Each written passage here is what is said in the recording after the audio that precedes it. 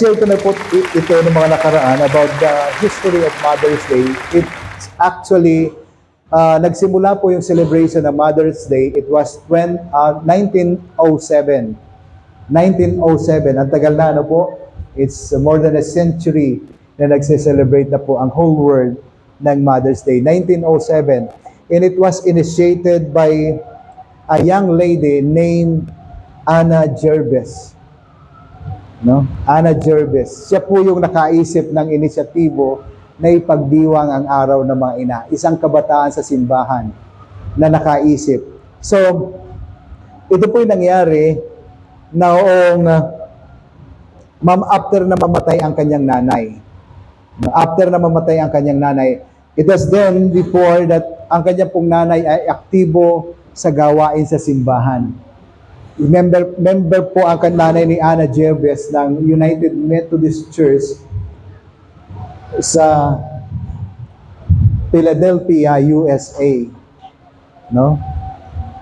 At nung siya'y mamatay, nung mamatay yung nanay ni Anna, in-encourage na yung mga kananayan or yung congregation ng UMC Philadelphia to celebrate Mother's Day once a year. No? Siya yung nag-initiate kasi nakita niya yung significant role ng kanyang nanay sa church. Kasi yung nanay po niya before, bago po siya mamatay, ay siya po yung gumagawa ng movement or nag-organize siya ng movement among mothers in the church, a friendly and caring movement among mothers in the church. No? Ang ginagawa ng nanay ni Anna Jervis, tinitipon niya once a week yung lahat ng mga nanay, tinatanong ano yung problema, ano yung maitutulong, paano magkakaroon ng palakasan, paano papalakas ang isa't isa, paano makakapagtulungan, hanggang sa siya po ay namatay. Yun po yung role na ginampanan niya as being member of United Methodist Church in Philadelphia, USA.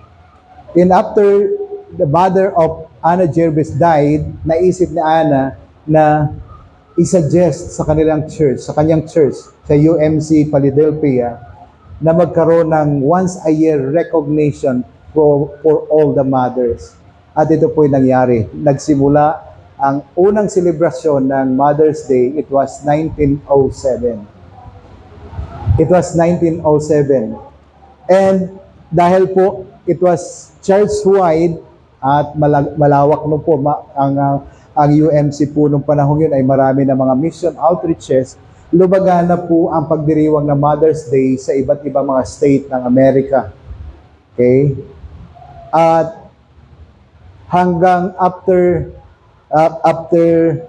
how many years of celebrating, a church-wide celebrating of Mother's Day, ito po yung napansin ng government na yung Mother's Day is one of the significant celebration in a year na halos pinapantayan na niya yung celebration ng Thanksgiving sa US at yung celebration ng Christmas. Kaya napansin po yan ng government, and it was 1914 during the time of Woodrow Wilson, President of the United States. Gumawa siya ng deklarasyon na simula sa taon na yon ay ipagdiriwang at gagawing national holiday ang Mother's Day sa buong Amerika, at ito'y pagdidiwang sa tuwing ikalawang linggo ng Mayo. Amen? Could you imagine, from a mind of a young Anna Jervis, it impacted the whole nation. No? It impacted the whole nation. Napakasimple, payak na kaisipan mula sa isip ni Anna Jervis, a simple young people in the church na anak ng isang lingkod ng Diyos, na kanyang inisyatibong ginawa ay ugnayin yung lahat ng mga kananayan sa iglesia para alamin ano yung pangailangan, paano makapagpalakasan, makapagtulungan.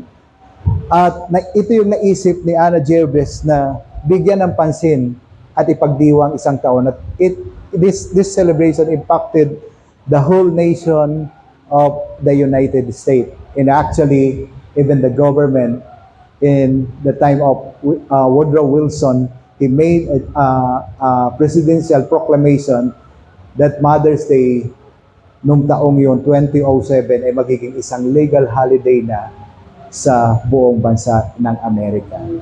Ang galing, di po ba? Yeah. Kaisipan ng isang kabataan. Ngayon po, kanina tinanong ko kayo, yung mga anak na nandito, what mothers deserve? Ano po ba yung deserve ng ating mga nanay ngayon? Amen. Mother's Day.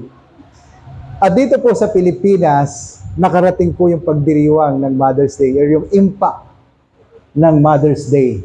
It was 1920 when the first Mother's Day celebration ay ginawa po dito sa Pilipinas during the time of President Manuel L. Quezon. Gumawa po si Manuel L. Quezon ng proclamation, presidential proclamation, that the Mother's Day should be observed in the Philippines every first Monday or first Sunday of December. Ito po yung influence ng US, pero iba po yung date natin sa Pilipinas. December, first Sunday of December, 1920, presidential proclamation that Mother's Day should be celebrated and observed in the Philippines through the proclamation of President Manuel L. Quezon. Okay? Ang tagal na, no? 1920. Alam po ba niyo kaya hindi natin naging significant sa marami at hindi na naging parang kultura ng Pilipinas sa celebration ng Mother's Day? Dahil isinabay po ito doon sa Immaculate Conception celebration dito sa ating bansa. December din po yon, December 8, well actually. Kaya ginawang first Sunday of the month, makikita natin pagdiriwang ng mahal na ina, hindi natin alam pala, na ito po ang istorya noon, it was a presidential proclamation made by Manuel L. Quezon that the Mother's Day should be observed in the Philippines every first Sunday of December. At yun po ay nagtagal wala tayong kamalayan. Kailan lang naging tanyag dito sa Pilipinas ang Mother's Day? Ngayon lang, di po ba? Dati wala naman. Nagtagal po siya until the time of President Marcos. Nung time po ni President Marcos, 1980, President Marcos made a presidential decree, pinagtibay po niya yung pong proklamasyon ng President Manuel L. Quezon that Mother's Day in the Philippines should be observed every first Sunday of December. Presidential decree of President Marcos na 1980. And so sinusugan lang niya yung proclamation ni Manuel L. Quezon. Sorry, ayan, nabago. Gumawa po ng presidential proclamation si Cory that the celebration of Mother's Day in the Philippines should be aligned in the original celebration of Mother's Day in the US. May 2nd Sunday of every year. Kay Cory po yun. Amen? Kaya tayo ngayon ay nagsiselebrate ng Mother's Day every 2nd Sunday of May. Ito po yung problema. Pagdating ni Erap, binago po niya ulit. Ibinalik niya sa first Sunday of December. Presidential proclamation of Erap Estrada. Mother's Day should be observed every first Sunday of December. Until now, hindi po nababago yan. Pero, dahil na-popularize po siya during the time of Cory that the celebration of Mother's Day should be observed every May 2nd Sunday, hanggang ngayon po yun yung sinusunod natin. But originally and legally, sa Pilipinas po, dapat ang Mother's Day first Sunday of December. Kasi wala pa pong bumabago doon sa proclamation ni Erap. Amen? Nakuha po ninyo? Nakuha po ninyo? Amen. Yun po yung istorya ng Mother's Day. So, well, actually, titingnan na po natin, bakit may Mother's Day celebration? It was influenced. We are impacted and influenced by the celebration of